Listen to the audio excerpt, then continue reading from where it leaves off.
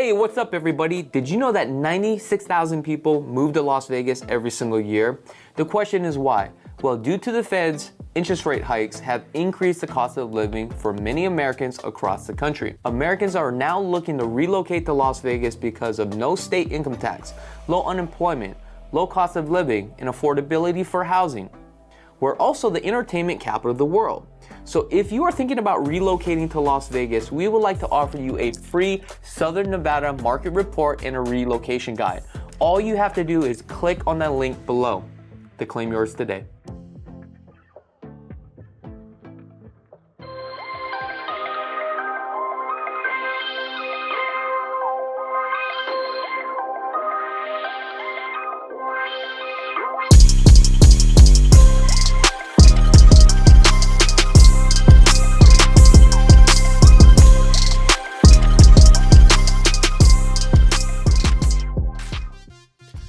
Alright guys, and welcome back to another LV Home Experts podcast. So if this is your first time tuning into this podcast, my name is Chakits Krulsawat, a licensed real estate agent out here in Las Vegas, Nevada.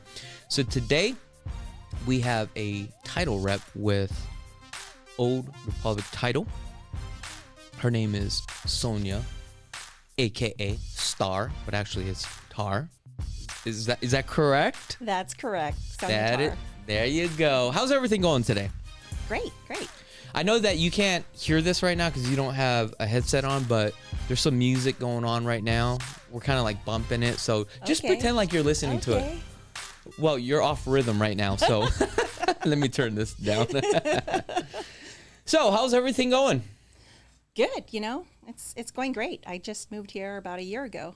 Okay. First and foremost, I just want to say I do appreciate, you taking the time to come on out here and to shoot this podcast with me. Now, I think the first place we met was actually the Orleans, and it was a home show, correct? Correct. It was. Okay. And I think we also did a bit, and actually I think it was on social media on IG, and it actually got quite a few followers off of that and a lot of views. I would have to go back and look at that video, but actually did very well. You actually did a good job. But anyway, you moved out here from Hawaii. Right. So we're kind of related some way, somehow. Right. Yeah, we are. Okay. Why'd you even move out here? Well, Hawaii. Put that mic a little bit closer to you. I love Hawaii. Okay. I love Hawaii, but my parents moved out here to retire out here. Yeah. And I always wanted to. I didn't own a house in Hawaii. Cost of a Really? single family home $1 million, right? Yeah. Yeah. So I decided to move out here to follow my mom out here. My sister lives out here too. So so I'm here. But your parents were in the military, correct? Right. My dad was in the military. What branch was your dad in? He was in the Navy. Oh, in the Navy. Yeah. Interesting story. My dad was originally in the Navy. Mm-hmm. Served 4 years, and after he went over to the Coast Guard, and we ended up moving to Red Hill, and Right. We lived in Red Hill until I was probably the age of, I don't know, like 16, until I got kicked out. Kicked out. He said, "You know what? You're a bad kid. You gotta go." I was like, all right, where do I go? Went over to a friend's house. You know how that goes. Yep. So, how long did you live in Hawaii? I grew up there. I lived there. This is only the second place I've lived. Oh, really? Right. Yeah. Oh, see, we have some sort of connection. Right. What school did you end up going to? I went to Campbell out there. Oh, Campbell. Yeah, in Eva Beach. Oh, nice. You know what's funny? Every time I go to Eva Beach now, that place has grown so tremendously. And let me tell you the traffic. Like, I go to California, and California has traffic, but there's no other traffic like than Hawaii traffic. Oh, yeah. It's crazy. Right. And I was talking to a couple of my friends that live in Eva Beach. I'm like, hey, man, what time do you guys go to work? They're like, we get up like 2.5 hours earlier just to go to work. And they're literally stuck in traffic for like 2.5 hours. But there's like a certain time that they got to leave. They're like, I got to leave by like 4:30 or something. So that way, they could beat the traffic. and once they get to work, they hang out for like an hour or hour and 30 minutes or just something crazy like that before they even start work. I'm like, that's insane. Right. Yeah. I mean, the traffic, I mean, it's grown so fast. Unfortunately, the infrastructure hasn't. Yeah. And my dad worked at Pearl Harbor after he retired. Okay. We lived in Kapolei, though. So he nice. did not want to move to Ewa Beach because of that. Oh, that's where all the rich people live, right? But he would literally leave at probably like 3:30 in the morning. So he Yeah. wouldn't have to drive in traffic and sleep in his truck until he started work at Pearl Harbor. Oh, okay. Yeah. And what were you doing out there in work-wise in Hawaii? I did the same thing, but Okay. I did it in Hawaii. So sales and marketing for a title and escrow company. Okay. Yeah. Yeah. So parents moved up here, mom, sister, you decided to come up here. Right. And now you are with Old Republic Title. Yep. Old Republic Title. How long have they been around? Oh gosh, they've been around for over 117 years. That long? Yeah. Are they the biggest title insurance company? They're not the biggest, but there are only like 4 title insurance companies that are actual underwriters that actually underwrite the title insurance. Okay. So those are the big 4. So Old Republic Title, First American, Stewart, and the Fidelity brands. Okay. Yeah. So let's just kind of hop back for just a second for the audience, because I want the audience to know exactly who you are and what is it you do. So you work for a title company. Yeah. You do sales and marketing for the company. Right. Okay. The marketing part is obviously you're marketing to other agents, so that way agents can use your title company. Now, explain the sales part.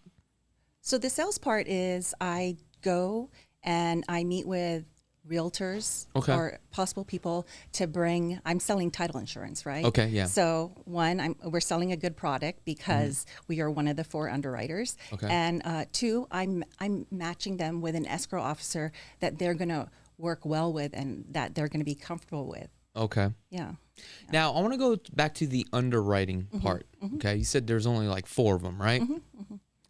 What is an underwriter and how does that work? Because when I hear underwriting, I feel like when somebody takes title to the property, they need to insure by checking prelim title reports, anything that is attached to the property, liens or encumbrance, litigations, or anything like that. Is that correct? Yeah. So I mean, basically, without getting in too much detail, because I'm not an attorney or, I'm not let's licensed to disclose speak that on right it, now. right? Yeah. So, but basically, what they do is they take a look at the property, they take a look at the background, the history of the title, and they decide if they are going to insure it, right? Sometimes they might not insure it. Sometimes they may. If they do decide to insure it, should an issue arise, right, they have to pay to cure it, right? Yeah. And how many closings are you guys doing a month right now? I don't know off the top of my head. I mean, I wouldn't want to guess that, but we're doing... Who's your guest? I forget her name. Is it Mia? Mila. Mila. How many escrow closings are we having a month, roughly? Are we talking about one escrow officer or the company? I don't know, but why don't you scoot on over to that mic and see if that mic is on. Can you pull that mic towards you? We're going to do something a little bit different today. What I'm going to do, let's see if that mic is working. Why don't you do a test? Connect. Hi, Chakits. Oh, it does work. Hold on. I'm going to try to zoom this lens out, okay? So I'm going to play a little bit of music, so hang tight, guys. Because I'm going to get both of these girls in here. Yay. Hang tight. We're all in. Yay. Okay. Don't kill me now. Okay. Is it Mila? Mila. With Mila. L. Mila. You Mila. got it. Yeah. If I screw up your name, I do apologize. It's okay. I'll do the same to you. Okay, that's fine. It's like Chakits, fuck it. Works. Mila. Mila. Okay, Mila, you're also an escrow officer, correct? Yes, that is correct. What is an escrow officer? Escrow officer. Yes. It's a neutral third party. That's my favorite. They close deals. Yeah, we close deals. They get you your paycheck. So basically, you're processing the file to ensure that we got clear to close for the title, right? We make sure everyone gets paid and file is balanced to the penny, so nobody gets mistreated. So do you know? let me just ask you this again. Do you know how many closings you guys are doing a month, roughly? Again, Let me check back. Do you ask if it's an escrow officer desk or a company? company in general. Company. We try to open about 60 a day. 60 a day. It's not Is that valley wide? That's for our company. Oh, just For for the the company. Just for the day. company, try to open. I have to say that the market has been tough, though. I well, mean, I I'm sure think it's you know. been tough for everybody. Right, yeah. So, Yeah. so we're not there, but yeah. As far as closings, from my perspective as an escrow officer, we can do from 15 to 20 a month as of right now in a slow market. I mean, that seems pretty tough as an escrow officer to do 20 files a month. That tells me that you probably need some sort of team in place because there's no way you can do 20 files a month. That's a lot of paperwork and a lot of research to be doing, right? Right. That is correct. It is a stressful job. We do have a backup office that is helping us with payoffs and processing and stuff like that. And we can also hire notaries for signings if needed. But mostly we try to do everything ourselves just to make sure things are going right direction. How many locations do you guys have across the country right now? Cross country? Oh, I don't know about across country. We're I know we're for sure we nationwide, have though. Hawaii office Right. because I Yeah, reach we do out have to them a Hawaii. lot. We got Okay. California, Hawaii. I mean, we're nationwide. so- nationwide. Nationwide, Yeah, Oh, nationwide. Yeah, so it's my not just- bad. Yeah, It's like, no, we nationwide. yeah, we're nationwide. So, I mean, how many locations do you guys have? Here we have 3 locations. Okay. So yeah. Okay, 3 locations. Yeah. I thought there was more for some apparent reason out here. Maybe before COVID, it was more. Right. I think Mm-hmm. before COVID, I think everyone kind of downsized a little Yeah. bit on their offices. There is a possibility to work from home as of right now. More people are working from home. So there's no need for offices anymore. Yeah, like the title people, the the people who do all the openings. It's a lot of automation has gone into the Oh, title really? work, right? So, I mean, think about an Ordering. escrow officer opening, ordering payoffs, doing all that stuff. If you take that away from her, then she's doing the hard part, the middle part of it, Mm-hmm. you know. So I mostly do the auditing because when I come in the morning, I have everything already ordered for me. Yeah. And these are backup offices that probably work from home. I don't even know if they have their offices. I know that they're in California. So like trash, sewer, payoff, HOAs, resale packages, everything has been ordered for me. I just come and audit, make sure that everything is in place. So pretty soon you won't even have a job then. I don't think so. they're saying that it might get automated. Right? I'm pretty positive me and Sonja will have a job and use.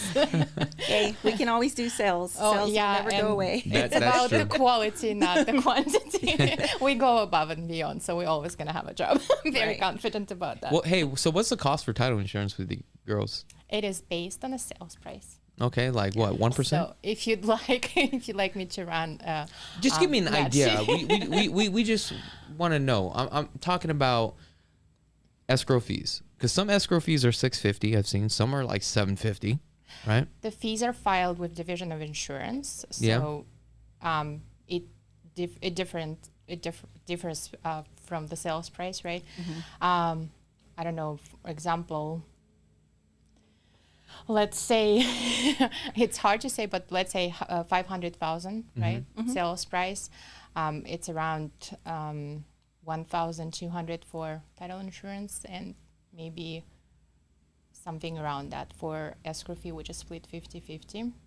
So 50% is usually 50% is paid by buyer and 50% is paid by seller. So that's title, right? Fees, but I'm Right. just talking about escrow fees because there's a fee that you guys also charge too as well, and a bunch of miscellaneous fees Junk fees. that y'all be making up. What's up with that shit? So we try not to.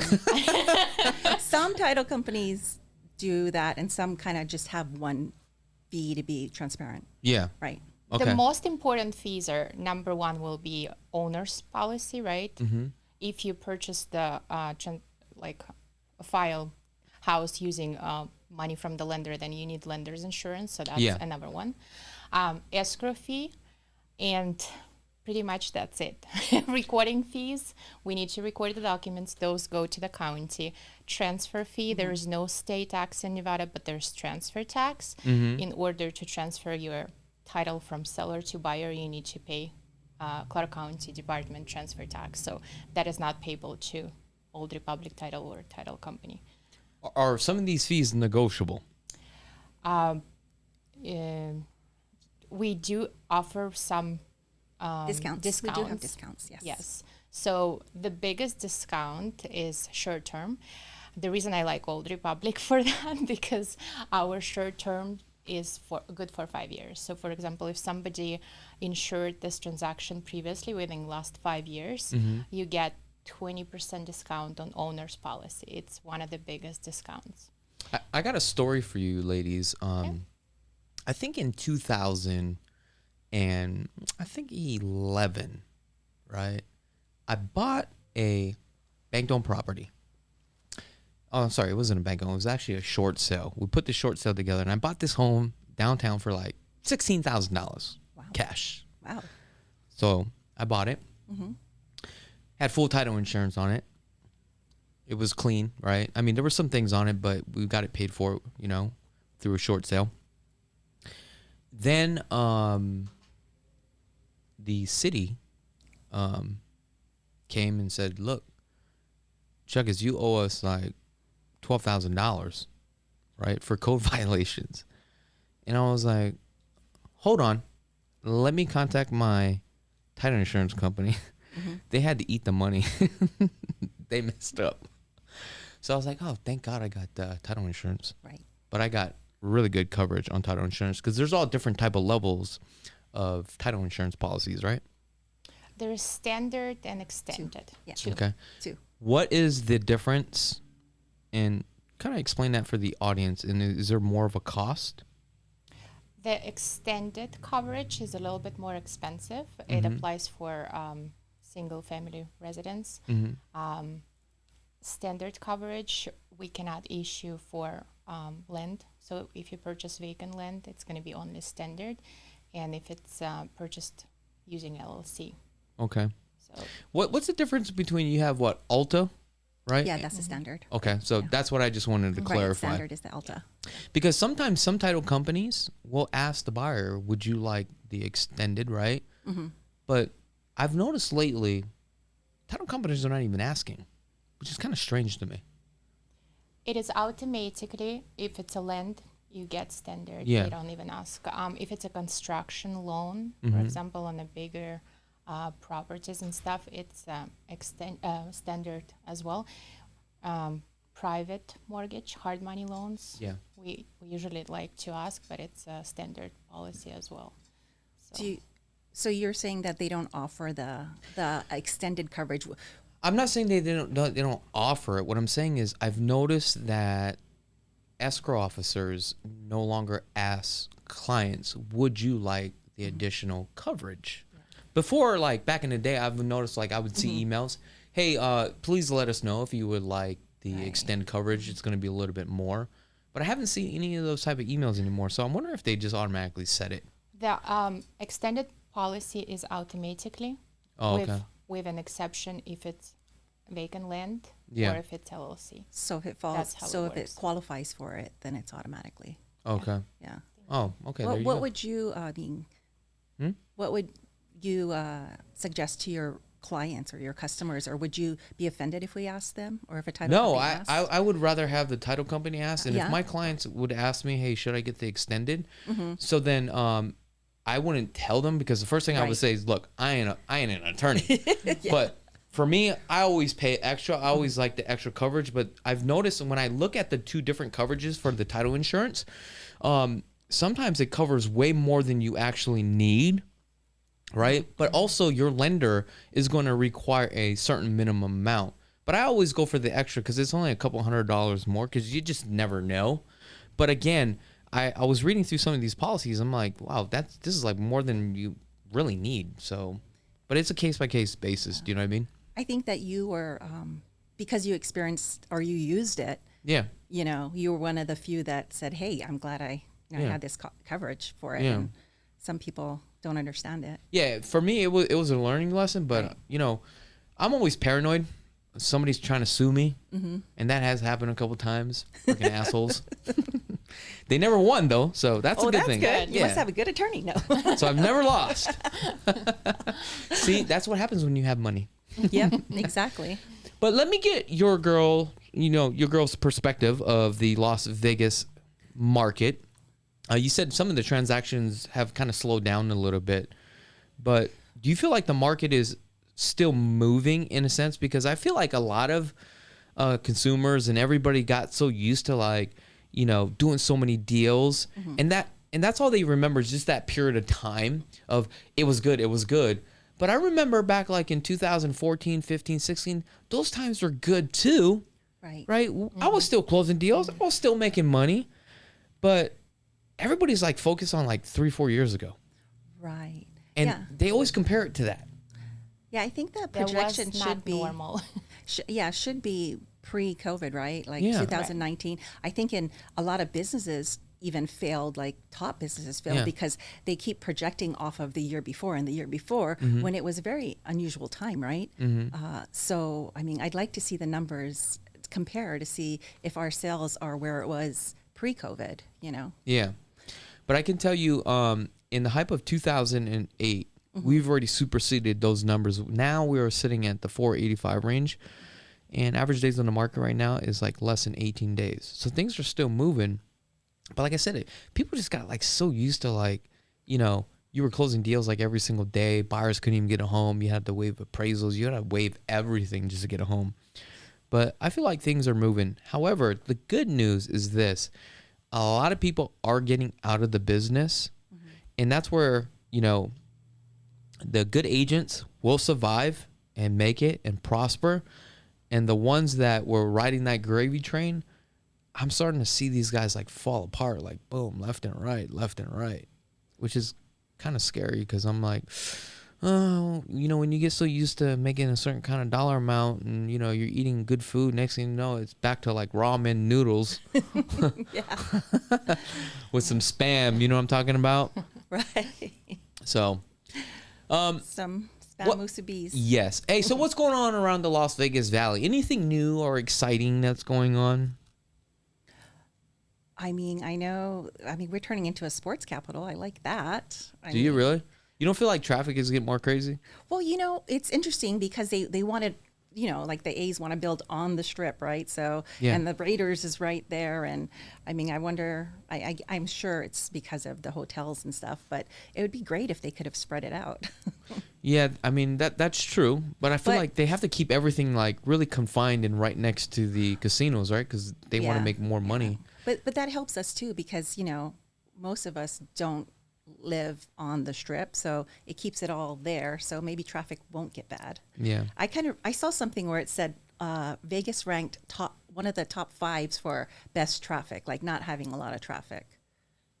I think the infrastructure is there, but the problem is that we're about to hit 3 million in population. And by the time, you know, another 10, 15 years from now, I think we'll have another million.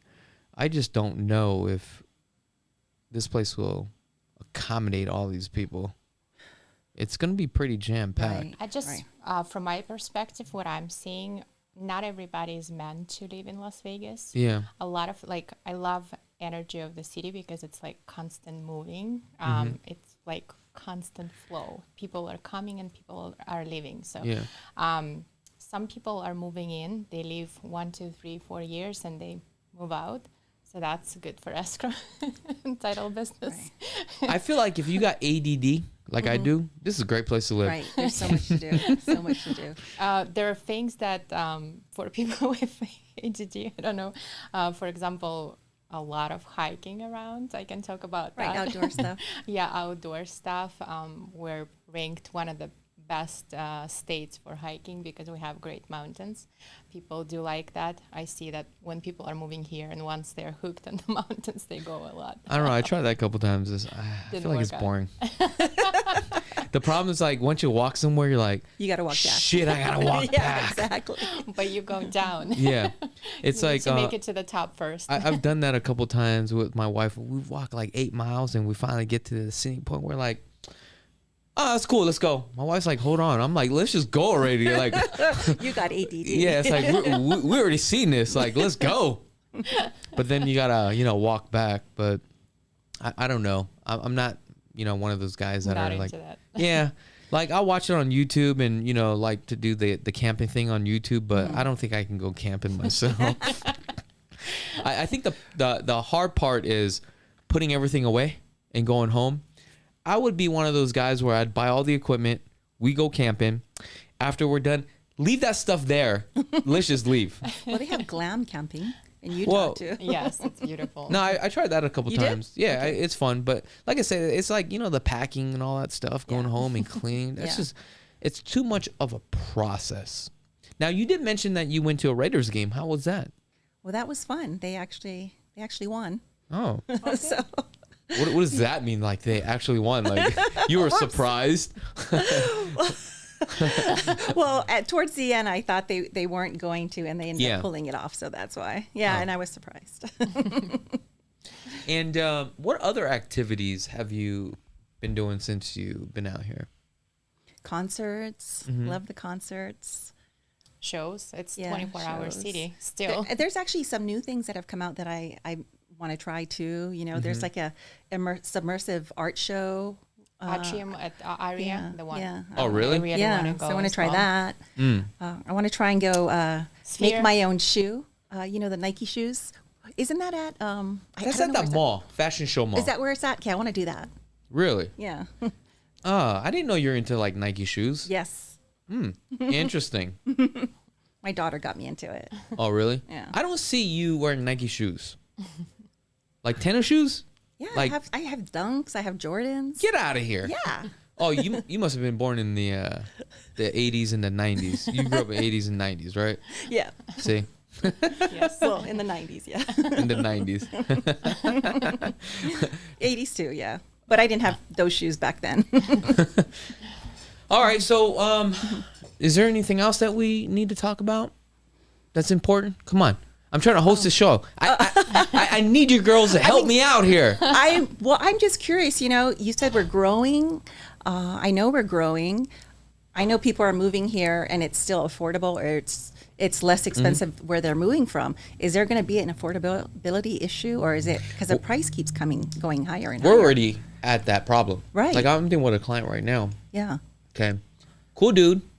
Young kid. Works at FedEx. He's got some money. Right. Wait, he's going to kill me. Is it UPS or FedEx? Uh-oh. Oh, shit. USPS. Yeah. He works at both. Anyway, Yeah. he's buying his first home. And he's very payment sensitive. And I totally understand. Because it's like, why would you spend more than 50% of your income for a piece of property? That just doesn't make any sense, right? Right. Like, who wants to live to pay for a house? I mean, that's not a quality of life. And that's a challenge that a lot of people are having at this point. And I talk about this all the time, where it's like, I want that beautiful home. I got approved. But as soon as I looked at my monthly payment, like, I'm not making $18,000 monthly payment. You're insane Yeah. for the home that I want. Right. You know what I mean? Like, that's not the quality of life. So it's like, I would rather just live the life I live now. And I literally just talked about this with my wife, because I'm like, I feel like we're kind of overgrowing our house, and it's probably because I've bought so much stuff, right? And believe it or not, it's just me and my wife, and we live in a 1,700 square feet home, That's 4-bedroom with a loft, right? One of the bedrooms is like literally my whole closet, and I have like a shoe, a fetish. Then I have like 4 cars with a 2-car garage. And I'm telling my wife, I'm like, dude, I think I want to like get like a 3-car, 3,000 square feet, single story. I'm getting older now, right? But I want something like with a view. So I'm looking at stuff like at $4 million. right. So I'm like, okay, I'm hyped. I can make this thing happen. But then, I go get like finance. And I'm looking at my monthly payments. And then my wife was telling me, she was like, you just bought a car 2 weeks ago. I was like, yeah. And she was like, well, you also just bought another car like 60 days ago. And she was like, you see all the shoes you got? I'm like, yeah. And she's like, like we always get to go out and eat every single night? She's like, yeah. Well, I was like, yeah. And she's like, well, if we buy that house, all that is gone. Right. And I was like, I think I like where I'm at right now. Right. Because I'm more comfortable, right? I'm nimble. I can move and pivot. So it's just unfortunately what I want. It's just not feasible for me financially. So it doesn't make any sense. So I'm literally stuck where I'm at. But I always go back and I look at the monthly payment that I'm paying now, like $930 a month. Dude, my mortgage payment, that note that I have, is worth more than my house, believe it or not. And that's the way or the direction that, housing is going. I think it's no longer the value of the house. Eventually, it's the type of loan that you have.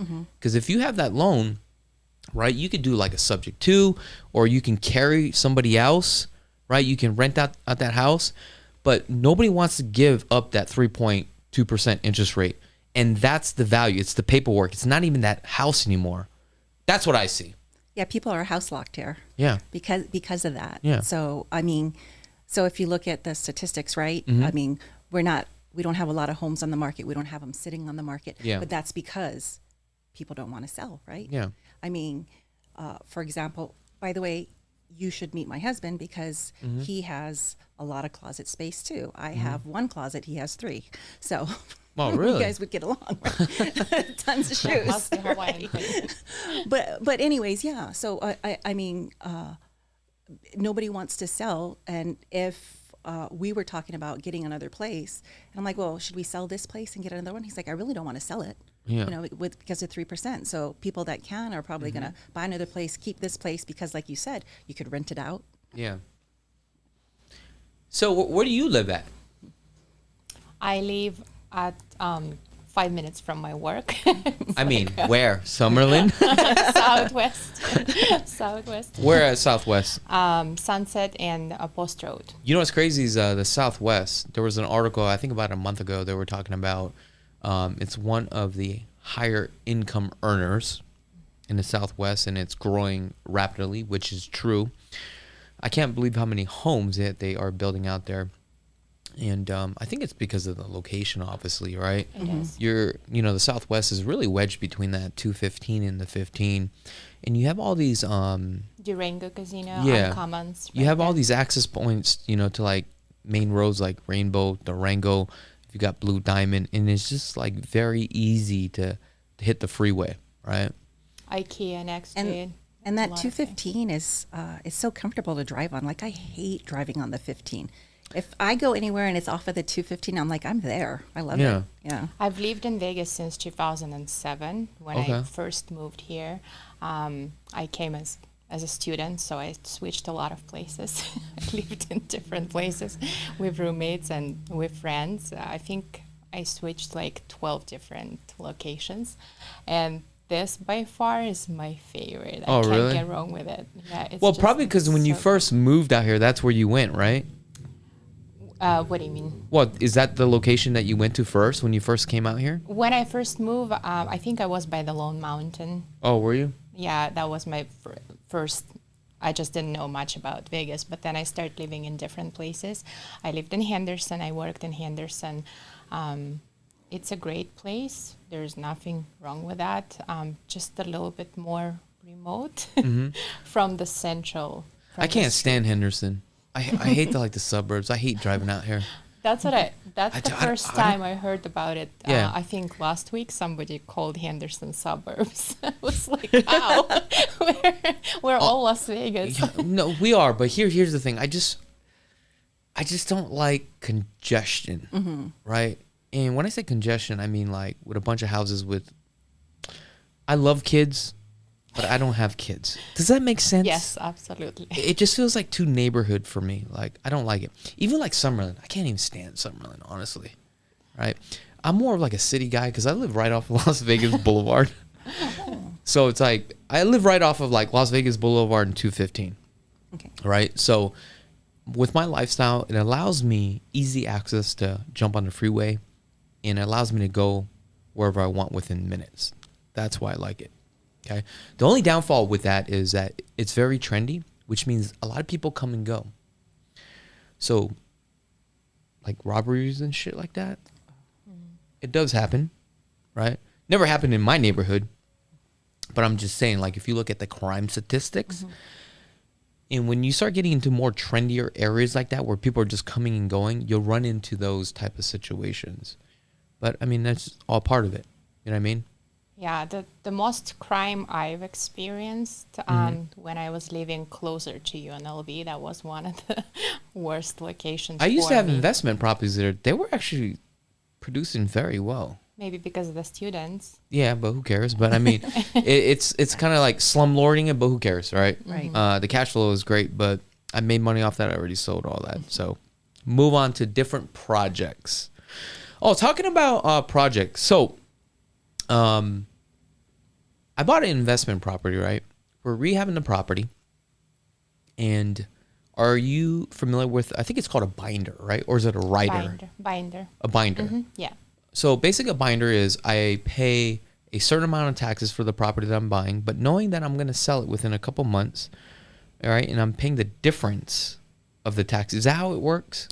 So it's not about taxes, it's about owner's insurance. Yeah, that's what it is. Owner's policy. Owner's policy. So when you buy the property, your seller is paying for owner's policy, right? For contract. You didn't pay for it.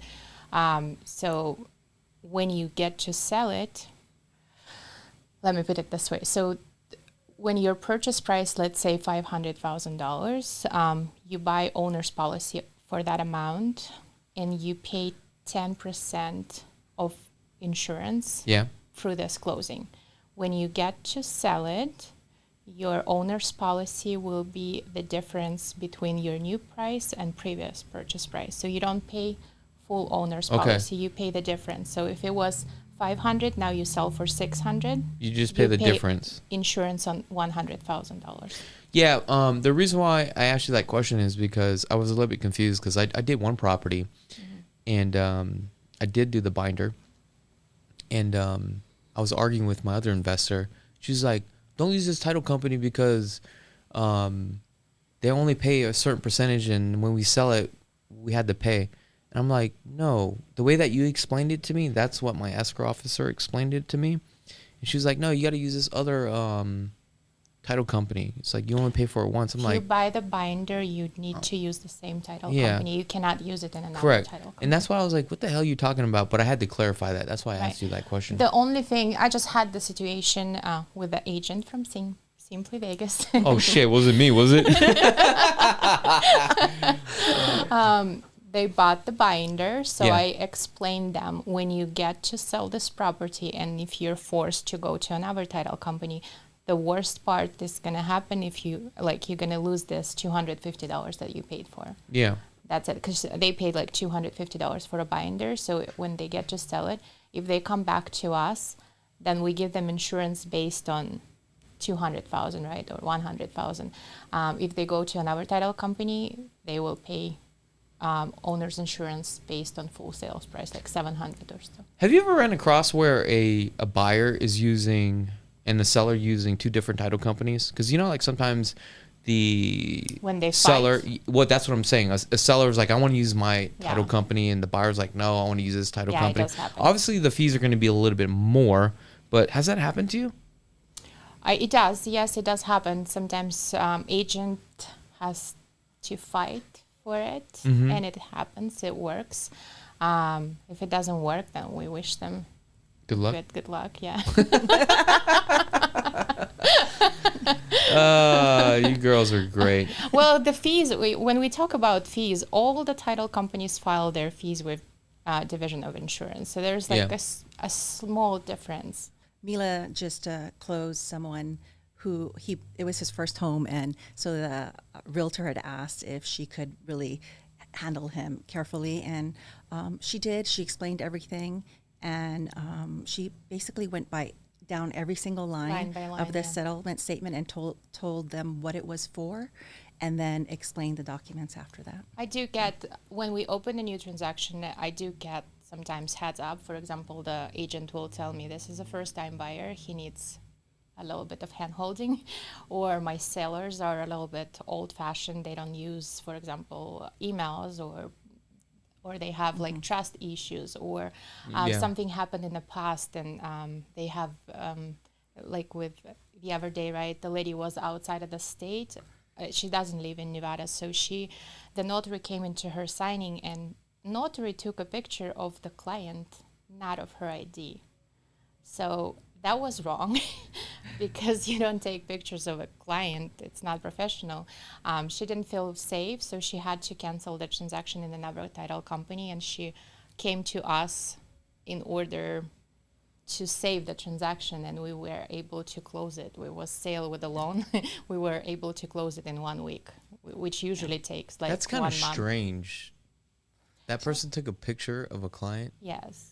That is pretty strange. No, I think there was a miscommunication. It sounds like that person was new, and she was instructed orders to, hey, make sure to get a picture ID. And she thought, hey, take a picture. And she probably took a picture. Probably. But it just happened to the wrong person. The seller was in military, and she had like PTSD, PTSD and trust issues. So she freaked out immediately, and she said, "I'm canceling," which they were supposed to close tomorrow, next day. They had money, lender funded, everything was done. I would have said, okay, if you want to cancel, you're going to lose your MD. But All she's right. the seller. Oh. Seller canceled. Well, seller can't cancel. You breach contract. Now, I'm just talking shit, but now, we're going to finish up because we are like 45 minutes into this. Too long. I know it goes by fast, right? Yeah, Right. I didn't realize we were Well, that's what talking happens It's when you. easy to talk to you. Thank you so much Oh, for really? Yeah, making it thank easy. you. Yeah. Yeah, Oh, thank I you mean, for I- inviting us. I try, but The stress went away, so we're just warming up. okay. I just want to let you girls know Okay. that was actually a practice run. So now we're gonna do it for real now. You are so good. I You love should have it. said that in the beginning. Okay, Sonja, let's go put our lipstick on. Touch up, touch up. Touch Okay. up. So, how do we get a hold of you if we want to hire Old Republic Title? What's the best way to get a hold of you girls? Oh, well, we always answer via phone. You can get us on social media too, Instagram. Okay, what's the number? What's the Instagram? Well, my phone number is 808-763-1000. That's a Pretty. Hawaiian number. Yes. So easy to remember. All right, let's repeat that again. 808-763-1000. Okay, and your IG? My IG is Sonja Tarr. Sonja Tarr. Yeah. Okay. Yep. My turn. Yep. Okay, so you can easily find me on Instagram. I always answer Right. my instant messages on Facebook as well. So my Instagram is __ Mila.ig, IG. IG stands for my last name, Ignatenco. It's not for IG. And my phone number is 702-804-7725. If you guys want to check out all our video home tours, we have over 1,800 video home tours. Just go ahead and click on this video right here. If you guys are in the market and you want to purchase a home and want to get started, visit lvhomeexperts.com. Scan this QR code right now. Also, if you guys just love real estate and want to get into real estate, go ahead and subscribe to our second channel. Until next time, peace.